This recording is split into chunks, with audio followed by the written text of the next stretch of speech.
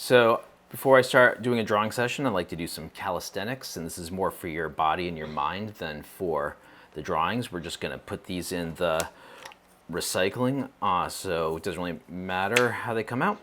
I'm just using some plain old copy paper, and any pencil that is sharp will do. So I'm just using some regular old pencils here, and I'm going to think about my relationship to the page. So think about the biomechanics. How is it twisted? I'm just going to hold my pencil in the regular writing grip. And if I think about drawing from like the elbow, the most natural line I'm going to make is going to be an arc, right? For if I use my wrist, I can make smaller arcs. If I kind of lead with my elbow and lock my wrist, I can get straighter lines. So that's what we're going to work on right now. Is we're going to do a series of straight lines. So you're aiming for them to be evenly spaced and parallel. They're not going to be, but that's the intention. So every time you make a line, reset your intention and start looking for patterns. So if you start doing the same thing over and over again, think about how you could change the way you're holding the pencil or your relationship to the paper. You know, how can you set yourself up for success, and what could you do to kind of just change things a little bit to make it even better.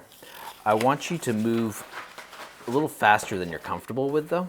So just play around with control and chaos, or lack of control. So again, I'm going for evenly spaced and parallel. They're not perfect, but just like a little puppy dog begging, you want it to be perfect every time, just like puppy wants that treat, and you just bright-eyed and bushy-tailed, you just try your best and just keep trying to make it perfect, even though it won't be.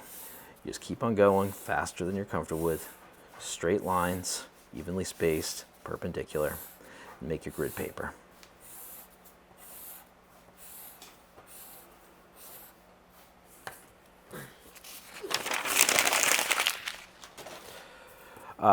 Another thing when making straight lines is you can make some tick marks like that, and then you can try to hit it just like you're trying to hit a target. So that's a good skill to have, is to be able to connect the dots. So I can go there.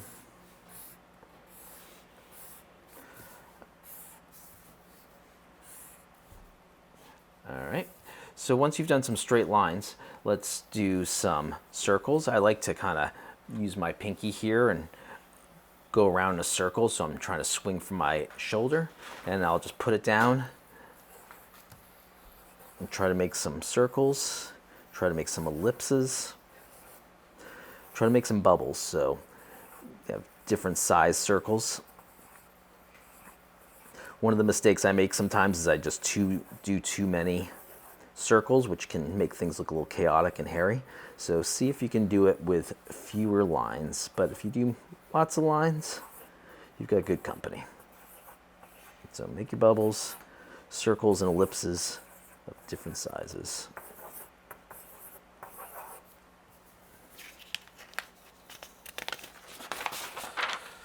Once you've done some ellipses, let's do some S's. So an S starts like an ellipse or a circle, but then you change direction.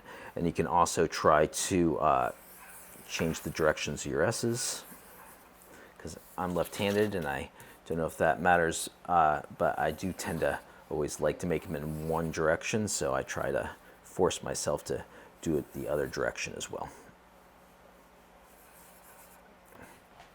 All right, so once you've done your ellipses and your S's and your straight lines, let's do go back to the straight lines and do our 1, 2, 3s. I'm going to switch out for a sharp pencil now.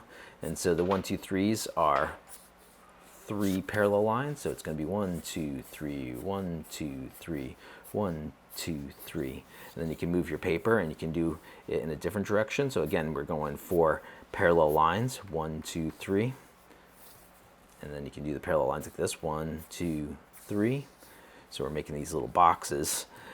And this isn't necessarily the way that I'd always be drawing boxes, but I really want you to get the idea of the parallel lines staying parallel.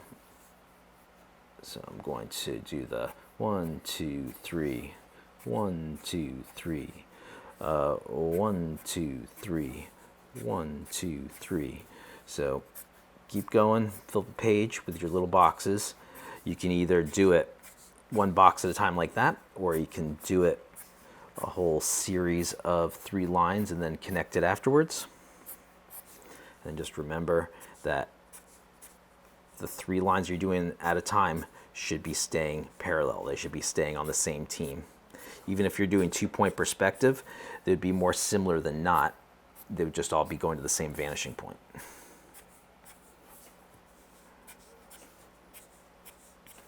And then as a nice finisher for the 1, 2, 3s is pick one of the sides and do a little bit of a gradation where it gets lighter from one corner to the next.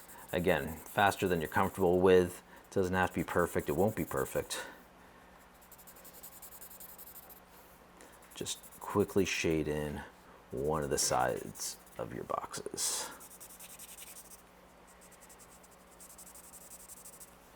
All right, and now we should be loosened up and ready to do some drawing.